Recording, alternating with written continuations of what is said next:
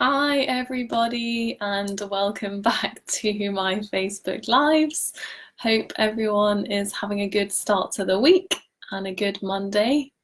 I'll give it a few mins until you guys have a chance to join. Hope you can hear me okay.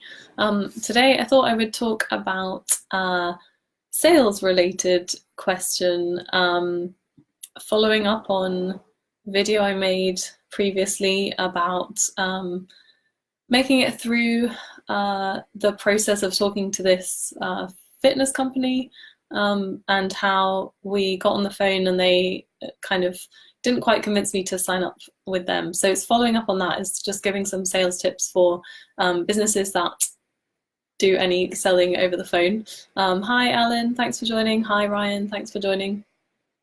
So kind of following up on that, I had some thoughts about what this company could have said to me and asked me in order to, let's say, convince me to move forward with their service, which I actually wanted and needed, but they didn't quite manage to tap into that, and so they were unsuccessful in persuading me to go for it.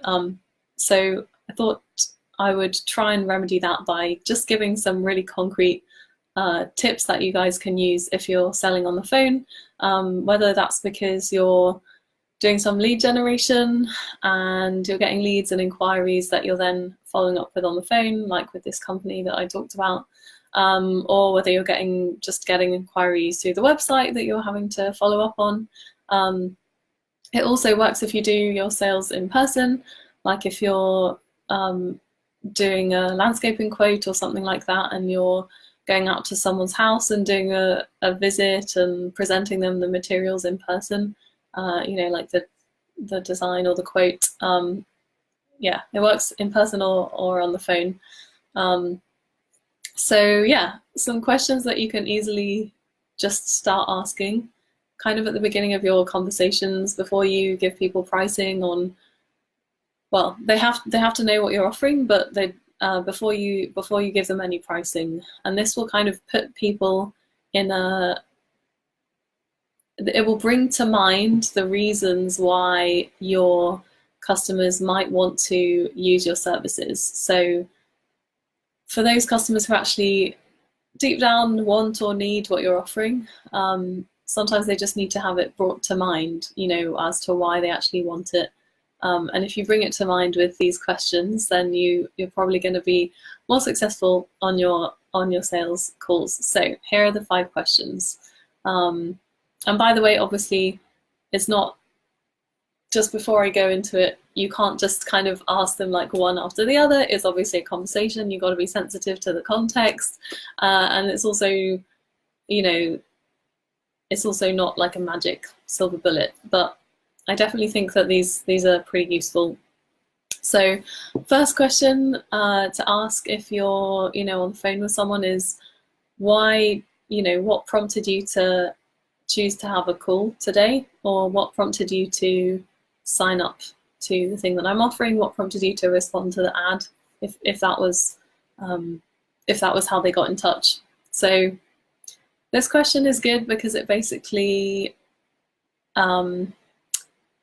reminds them of the impetus for wanting to get in touch with you, especially if there's been a little bit of time between them originally submitting the request and you calling them, although there should be as short a time as possible just to make sure that you're still capturing their interest, but it just reminds them of what captured their interest, and it's also a way of eliciting from them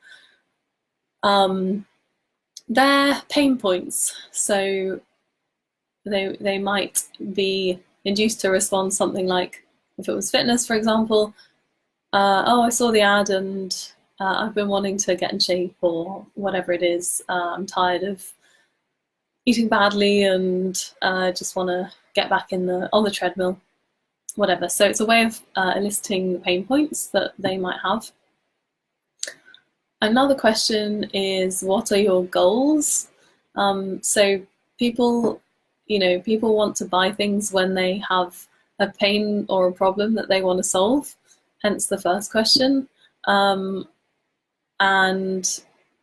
or if they have a goal that they're trying to reach and they don't quite know how to get there, or their pain point might be their obstacle in getting to that goal. So if you ask them about their goals, this is useful because it allows you to frame what you're doing as helping them to meet their goal and helping to solve their problem. So again, if it's fitness, you're able to then say, yeah, later on in the conversation, as a kind of justification of what you're offering them, you know, I know that I can help you to do X, Y, Z. And if you have relevant case studies or previous people that you've helped to do the same thing or reach the same goal, you can bring those in at some point. So it's useful to know for those reasons. I think it's also useful to know someone's goals just so that you know if they're the right fit and they're going to benefit from what you offer, because obviously you can't serve everyone in the world and your offering is not going to be suitable for every single person or business, depending on who you're serving. So just make sure that they're that right fit, because it's often the case as well that if you try and serve someone who's kind of outside your usual mold, it might not work out as well for them, and that can backfire on everyone. So ask them about their goals. Then you can ask a question that brings up some emotion. So the emotion of how it feels to not be reaching their goals. So you just ask, like, how do you feel about not doing X, Y, Z right now? Or how does it feel to be lacking X, Y, Z? How does it feel to not be in the place that you want to be, basically? Hi, Pedro. Hi, Bill, Jamie. Thanks for joining. Yeah, so it elicits some emotion. And again, that's useful because people's buying decisions are influenced by emotion. So you want to kind of bring that out of them and have it front and center, so that they are kind of primed to want to get involved if they're the right person. So how does it feel to not be in that place, not be achieving that thing that you told me, that goal that you just told me? And obviously you refer to the goal that they told you previously. Then you can ask, what are you doing to achieve your goals right now? So you're basically asking them whether they really need, you're getting out of them whether they really need what you're offering. Some people can kind of go out and make inquiries to businesses very speculatively. They might not genuinely feel the need or the drive to get help with the problem they need help with. It might just be speculative, like I said. So you want to see if they're really serious. And one of the ways that you can do that is with this question, asking them what they're currently doing to achieve their goal. So with the fitness example that I mentioned before, you know, they could have said to me, the gym that rang me up, they could have said to me, what are you currently doing? And I would have basically said, not really doing that much, or I've tried this, that, and the other, and it didn't really work. And again, it can bring up some of the pain for the consumer as well, which is helpful, as I said before. And it lets them understand whether you're qualified, whether you really need the service. Because if I had then said, well, I'm already going to a gym, I've got a personal trainer, I've got like a diet plan, I've got a workout plan, and I'm on track to hit my goals and it's all working out great, then this company would have known, okay, well, you're fine then, there's no real problem to solve, and they could have just ended the call, you know, and not wasted their time and effort on trying to sell me on something that realistically I didn't have enough of a need for, because I already kind of had it covered. So that's the purpose of that question. What are you currently doing to achieve your goals? What are your current methods? Are you able to reach your goals with your current methods, whatever you're doing? So that's your fourth question. And last one for this live today, it kind of refers back to the feelings question that we talked about earlier. So how does it feel to not be achieving that goal right now? How does it feel to not be in that place? You can ask, how much longer do you want to be feeling that? And it's kind of, if someone's really feeling the pain, then essentially they're not going to want to say any length of time. They're kind of going to want to say, well, I want to solve it ASAP.